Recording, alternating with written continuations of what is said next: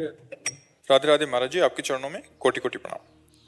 महाराज जी, जब पहला जन्म हुआ और इस आत्मा को ईश्वर की दिव्य लीला का अंग बनाकर इस संसार में भेजा गया था, वो ईश्वर की योजना का हिस्सा असल था। बात उसको सही ढंग से समझो तो बात समझोगे। भेजा नहीं गया था, स्वयं आया है।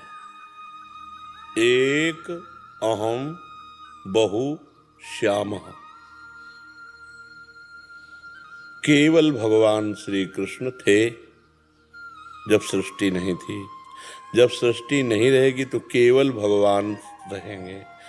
बीच में वो कह रहे हैं मत्ता परतरम नान्यत किंचिदस्ति धनंजय, मेरे सिवा कोई नहीं है। वही सब रूपों में बन गए। बहुनाम जन्म नावंते ज्ञानवान माम प्रपद्यते वासुदेवा स्वरमित सा महात्मा सुदुर्लभा।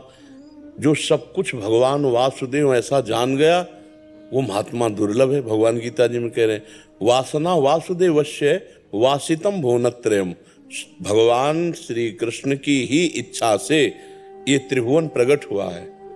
अब क्या हुआ, हम भगवान की इच्छा में नहीं टिके, हम अपनी इच्छाएं कर ली, अपने को पुरुष मान के, अपने को स्त्री मान के, और नाना प्रकार के पापाचरणों में बह गए। अब हम भूल गए कि हम भगवान के हैं, भूल करके अपनी इच्छाओं के बंधन में बंध गए। हमारा पहला जन्म कौन है? आप ये जैसे भगवान अनादि है ना, ऐसे भगवान की माया अनादि है। जैसे भगवान अनिर्वचनीय है ना, ऐसे भगवान की माया अनिर्वचनीय है। आज तक कहीं किसी भी शास्त्र में, धर्म ग्रंथ में तिथि तारीख नहीं लिखी कि अमुक समय रचा गया था संसार। आज तक कहीं नहीं। संसार की रचना का वर्णन है लेकिन काल का वर्णन नहीं है। समय, तिथि, जैसे आपकी मुच्छ किस तारीख को निकली थी आप बता सकते? आप ही की निकली है, आप नहीं बता पाएंगे। क्यों नहीं बता पाएंगे? जब आपकी निकली तो आप क्यों नहीं बता सकते? नहीं, हम बता नहीं सकते। यह है निर्वचनीय माया। कब आपका पहला जन्म हुआ नहीं बता सकते। अनादि और आखिरी में अनंत, अनादि और अनंत, ऐसी उसकी महिमा है। अब हमको वर्तमान के समय को सुधारना, पीछे की तरफ तो छोड़ो। जो हुआ, जो होगा, वो सब गया। हमें ना भूत की सोचना ना भविष्य की। अब हमें वर्तमान में मनुष्य शरीर मिला। अब हम जान जाएं कि हम कौन है, हमारा कर्तव्य क्या है, हमारा लक्ष्य क्या है, हम कैसे भगवत प्राप्त हों, कैसे दुखों से निवृत्त हों। इस समस्या का समाधान करो। समझ पा रहे हो आप? इस समस्या का समाधान अगर नहीं हुआ तो चारों वेद कंठस्थ हों, 18 पुराण कंठस्थ हों, तो भी काम नहीं बनेगा। हमारा काम बनना है इसी जन्म में वर्तमान को भगवद स्मृति में लगाने से।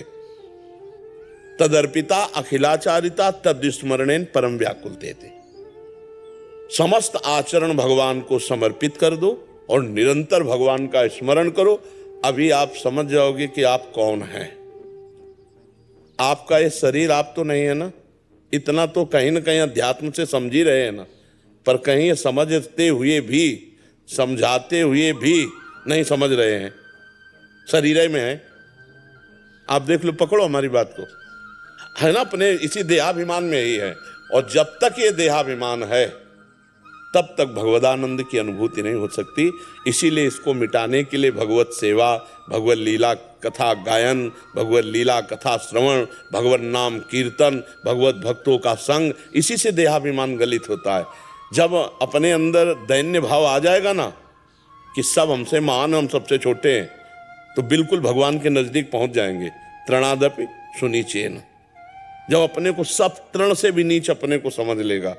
अभी तो ऐसा नहीं है, देहाभिमान बहुत बढ़ा हुआ है। तो इसको नाम जप के द्वारा, सत्संग के द्वारा, कीर्तन के द्वारा, भगवत कथा श्रवण, गुणगान, परोपकार के द्वारा हम पहले अंतःकरण को पवित्र करें और हमारी इच्छाओं का नाश हो। पूर्ति नहीं, इच्छाओं का नाश हो। इच्छा रहित होते ही आपके सारे प्रश्न खत्म हो जाएंगे। आपका सब ज्ञान प्रकाशित हो जाएगा। आप कौन है, कहाँ तक भटके और कहाँ से आप जागृत हुए, अब आपकी भटकन मिट गई कि नहीं, सब आपको ज्ञान हो जाएगा। ऐसे तर्क और वार्ता विवाद से इसके समस्या का समाधान नहीं। समस्या का समाधान भजन से है, नाम जप से है, नाम कीर्तन से। उसी बात पर हम जोर देते हैं। क्या जानना चाहते हो आप? इन्होंने कहा कि वो ईश्वर की योजना का एक हिस्सा था, जिसके बाद आत्मा कोई माया- योजना नहीं, आपकी योजना है बस। हमको यही समझाना है, थोपो मत। काले कर्म ईश्वर ही मिथ्या दोष लगाए, थोपो मत। तुम्हारी है, तुम्हारी। हम जब कह रहे हैं उस बात को समझो। इसमें क्या है? ये किससे चल रहा है? बिजली से। ये क्या चल रहा है? बिजली।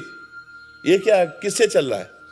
सर्वत्र बिजली एक है ना, बिजली एक है ना, प्रभाव अलग अलग है। एक हवा फेंक रहा है, ठंडा फेंक रहा है। अगर ये हीटर में हो तो गर्मी फेंकेगा। बिजली तो वही है, बस वो बिजली देखो, परमात्मा है। तुम्हारे अंदर जो पावर है वो किसका है? परमात्मा का है। प्रयोग कहां कर रहे हो? इच्छाओं की पूर्ति माया में, कभी नहीं जान पाओगे। और थोपोगे ईश्वर, काल ही कर्म ही ईश्वर ही मिथ्या दोष लगाए। जो न तरे भवसागर असमाज नर पाए, स्वति निंदक मंदमति आत्मनन गति जाए। बहुत सूक्ष्म विषय, इसको समझना है। हमें किसी ने नहीं बांध रखा, हम खुद बंधे हुए हैं। भगवान तो हमें मुक्त करने के लिए अवसर दिए। भगवान ने आपको भेजा सत्संग में, मानते हो ये बात? आप नहीं आए, आपको भगवान ने भेजा है।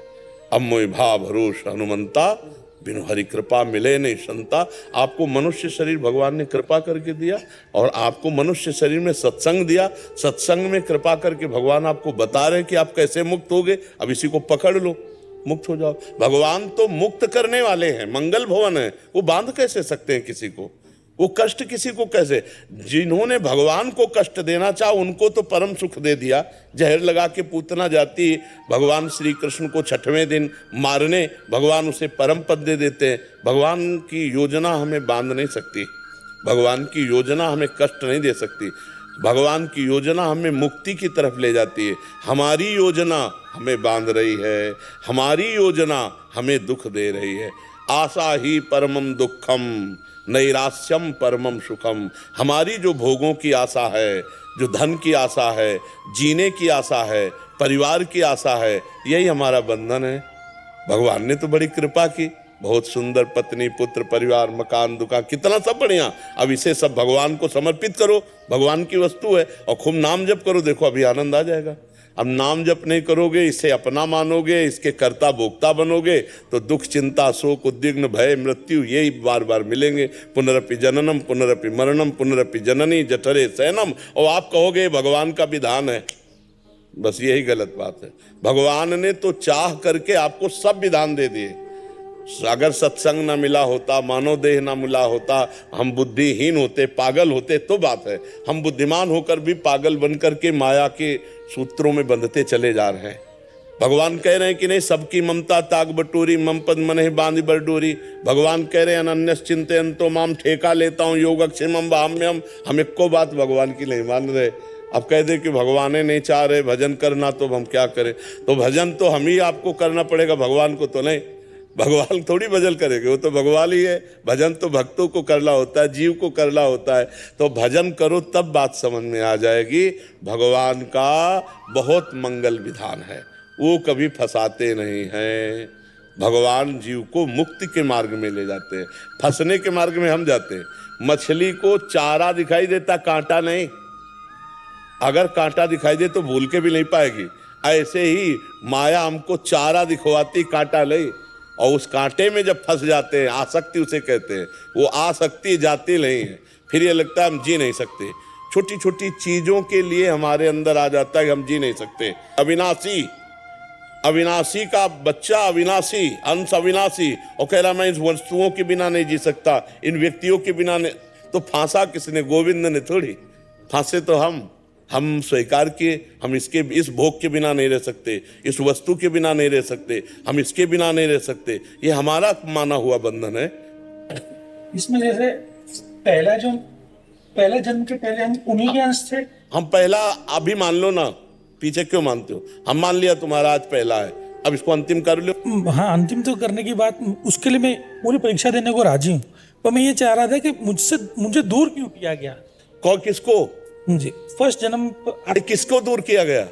जिसमें मैं से परमात्मा ने नहीं, वो दूर नहीं, वो इतना नजदीक है कि तुम जाओ वही वो विराजमान है। वो दूर कहाँ हुआ? तुम दूर हो गए। जैसे माँ की अंगुली पकड़ के चल रहा है ना, अब बच्चा वस्तुओं को देखकर इच्छा क्यों माँ की अंगुली छोड़ दी और वो वस्तुओं की तरफ चल पड़ा, पर माँ उसके पीछे पीछे चल रही। अविज्ञात नाम का सखा जो पुरंजनोपाख्यान में आता है, वो हरि अब भी तुम्हारे साथ है। जहां तुम हो वहीं बैठा हुआ है वो, जहां तुम हो वहीं हरि है। पर अंतर ये हो गया कि आपने हरि की तरफ पीठ कर ली और जगत की तरफ मुख कर लिया। और अगर जगत की तरफ पीठ करके हरि की तरफ देखो तो अब भी वही है, वही है। विमुख भय निमिषों न अकृपा, जब चितये तब वैसे। वो हृदय में ही बैठे प्रभु। बस हमारी ये जो भगवान से विमुखता हो गई है, ये हमारी इच्छा माने जो कामना है, जो भोगों की कामना, शब्द स्पर्श रूप रस गंध, देखना सुनना सूंघना छूना स्पर्श करना भोगना, इस कामना ने मुझे भगवान से विमुख कर दिया। इस कामना ने मुझे विमुख किया है। चाहे वो प्रथम मान लो चाहे अभी मान लो। हम कह रहे पुराना इतिहास का है को देखो, क्योंकि उसका अंत नहीं मिलना। जैसे समुद्र की तरंगे गिन सकते हो क्या? ऐसे हमारे जन्म हो गए, इतने जन्म हो गए। अब कैसे उसका पता लगाया जाए? इसलिए हम इसको पहला माने और इसी को अंतिम कर देते हैं। हम इसी को पहला मान के अंतिम कर देते हैं श्री कृष्ण चरणों में, क्योंकि पीछे का तो सब वो मिटा देंगे। हम तो हम सर्व पापेभ्यो मोक्षयिष्यामिमाशुचा, वो सर्वज्ञ हैं। हम तो नहीं जान सकते कि हमारे कितने जन्म हुए, लेकिन उनको तो एक एक का पता है ना, उनको तो पता है। उनके ज्ञान के सामने हमारा न भूत न भविष्य न वर्तमान ये पर्दा नहीं बन सकता। हमारे लिए हो सकता है भूत भविष्य वर्तमान।